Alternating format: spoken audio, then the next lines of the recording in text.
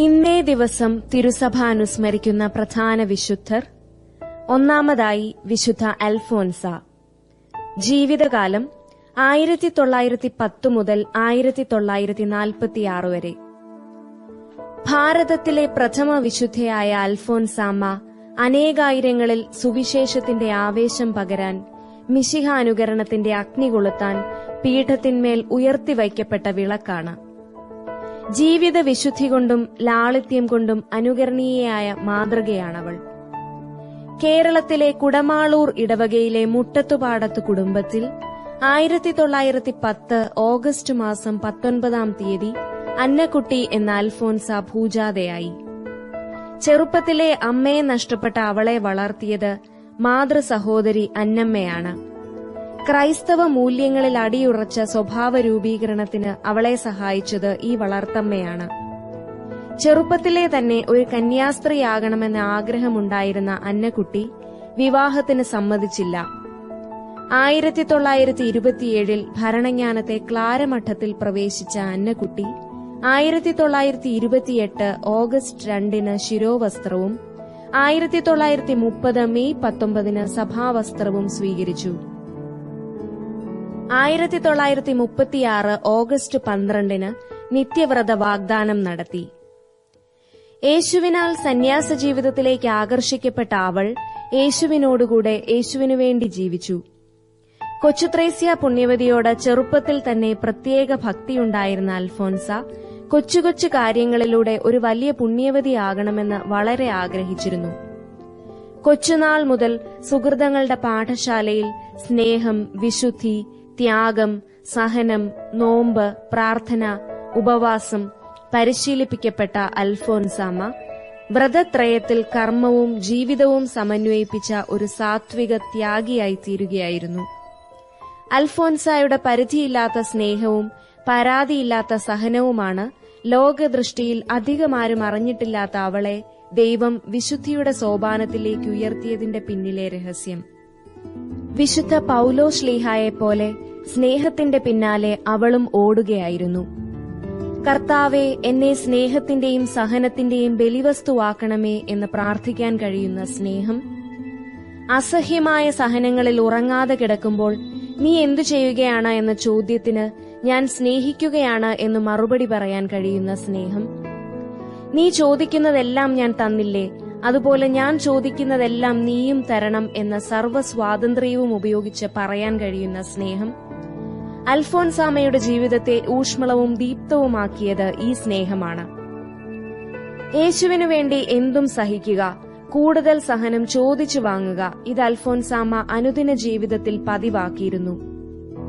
ക്രിസ്തുവിനോടുകൂടെ ആയിരിക്കുന്നതിൽ കൂടുതൽ സന്തോഷം കണ്ട അവൾ എന്നും ക്രിസ്തുവിനോടുകൂടെ ആയിരിക്കാനാണ് അഗ്നികുണ്ഡത്തിൽ ചാടിയത്. ഈ സംഭവം ക്രിസ്തുവിനു വേണ്ടി കൂടുതൽ സഹിക്കാൻ അവൾക്കു കിട്ടിയ വിളിയുടെ തുടക്കമാണെന്ന് പറയാം. ക്രിസ്തുവിന്റെ സ്നേഹത്തിൽ നിന്ന് ആരു നമ്മെ വേർപെടുത്തും?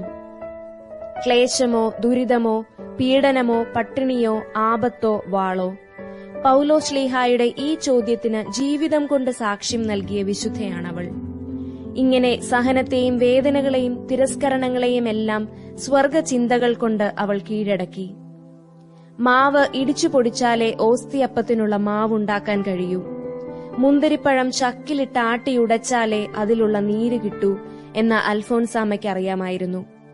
ഗോതമ്പോ മുന്തിരിയോ ആകുവാനുള്ള മോഹമല്ല, അവ പൊടിയും നീരുമാകുന്ന വേദനയൂറുന്ന പ്രക്രിയകളാണ് അവളെ കൊതിപ്പിച്ചത്. ഓരോ ആഴ്ചയിലും പീഡകളുടെ കനൽക്കട്ടകളുമായി എത്തിയിരുന്ന സഹന വെള്ളിയാഴ്ചകളെ ആദ്യം ദുഃഖത്തിന്റെയും പിന്നീട് സന്തോഷത്തിന്റെയും ഒടുവിൽ മഹിമയുടെയും വെള്ളിയാഴ്ചകളാക്കി എന്നതാണ് അൽഫോൻസായുടെ വിജയരഹസ്യം. ദൈവത്തിന്റെ വിശുദ്ധിയിലേക്ക് സഹനത്തിലൂടെ പ്രവേശിക്കാൻ ശ്രമിക്കുന്ന ആർക്കും അൽഫോൻസാമ്മ ഒരു വഴികാട്ടിയും കിളിവാതിലുമാണ്. വിനയത്തെ ജീവിതത്തിന്റെ മുഖമുദ്രയായി സ്വീകരിച്ച അൽഫോൻസാമ്മ അചഞ്ചലമായ ആത്മീയ നിഷ്ഠയുള്ളവളായിരുന്നു. വ്രതവിശുദ്ധിയും വ്രതനിഷ്ഠയുമുള്ളവരുടെ ഗണത്തിൽ അൽഫോൻസാമ്മയുടെ സ്ഥാനം വരിഷ്ഠമാണ്. കറയറ്റ ഒരു സന്യാസിനിയുടെ ആന്തരിക അച്ചടക്കത്തിന്റെ കഥയാണ് അവളുടെ ജീവിതം. സഹനങ്ങളെ സ്നേഹത്തിൽ ചാലിച്ച് ഉയർത്തിക്കാട്ടി സന്യാസത്തിന്റെ മാറ്റെന്തെന്ന് ലോകത്തെ പഠിപ്പിച്ച അൽഫോൻസാമ്മ 1946 ജൂലൈ 28 തീവ്രമായ വേദന അനുഭവിച്ച് ഈശോ മറിയം യൗസേപ്പെ എന്നുരുവിട്ടുകൊണ്ട് തന്റെ സഹനബലി പൂർത്തിയാക്കി. സഹനത്തിന്റെ അഗ്നിയിൽ ശുദ്ധീകരിക്കപ്പെട്ട അവൾ വിശുദ്ധ പദവിയിലേക്കുള്ള പടികൾ വളരെ വേഗം നടന്നുകയറി. 1953 ഡിസംബർ 2 ദൈവദാസി, 1984 നവംബർ 9 ധന്യ, 1986 ഫെബ്രുവരി 8 വാഴ്ത്തപ്പെട്ടവൾ എന്നീ നിലകളിലെത്തി.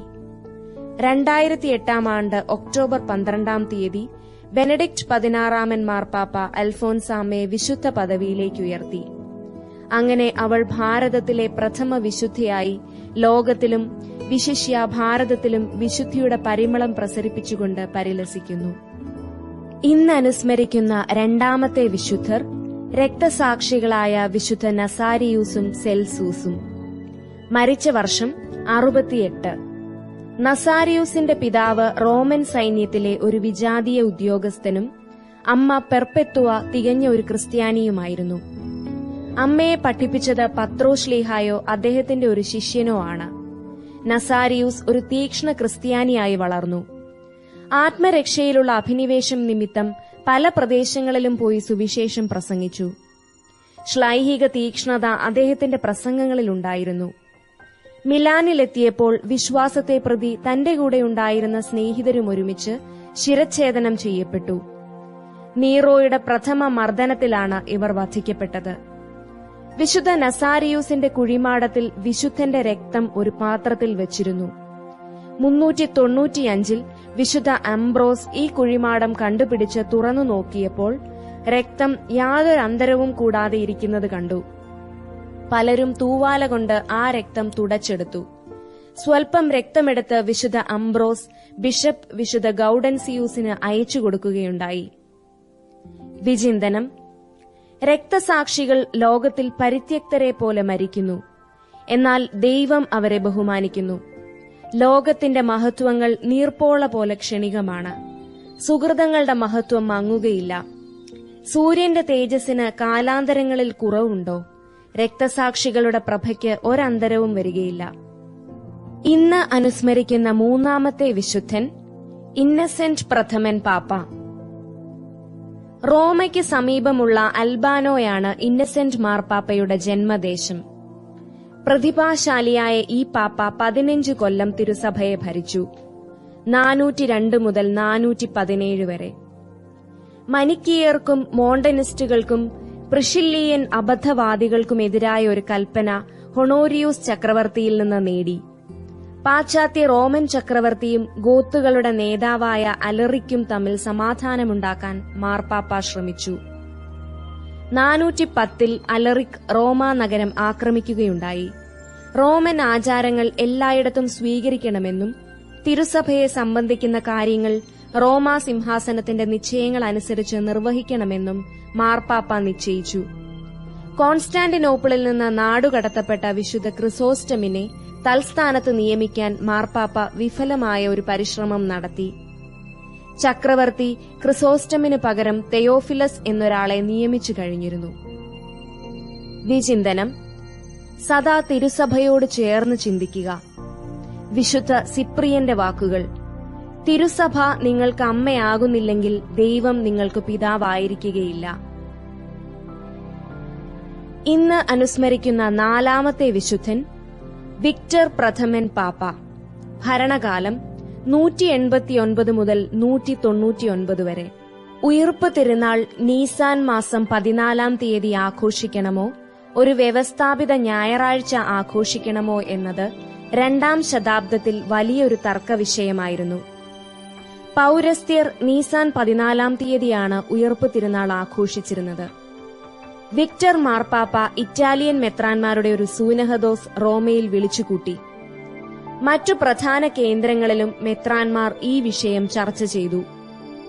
ഉയിർപ്പ് തിരുനാൾ ഞായറാഴ്ച ആഘോഷിക്കാത്തവരെ മഹറോൻ ചൊല്ലാൻ മാർപ്പാപ്പ ആലോചിച്ചുവെങ്കിലും വിശുദ്ധ ഇറനേയൂസിന്റെ ശുപാർശ പ്രകാരം ഓരോരുത്തരും യഥേഷ്ടം ആഘോഷിച്ചു കൊള്ളട്ടെ എന്ന് തീരുമാനിച്ചു. 3ാം ശതാബ്ദത്തിൽ എല്ലാവരും റോമൻ സമ്പ്രദായം സ്വീകരിച്ചു.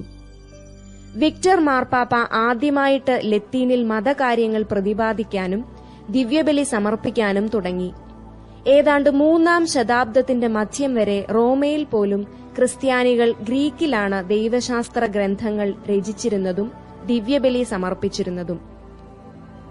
Roman മാർട്ടിറോളജി സാക്ഷ്യപ്പെടുത്തിയിരിക്കുന്നത് Victor രക്തസാക്ഷിയായി മരിച്ചെന്നാണ്. അത് അത്ര തീർച്ചയുള്ള ഒരു കാര്യമല്ല. വിചിന്തനം: വിശുദ്ധ വിൻസെന്റ് പലോട്ടിയുടെ വാക്കുകൾ. ദൈവം മനുഷ്യരെ പൂർണ്ണമായി സ്നേഹിക്കുന്നതുകൊണ്ട് മനുഷ്യൻ തന്റെ അയൽക്കാരനെ പരിപൂർണമായി സ്നേഹിക്കണം.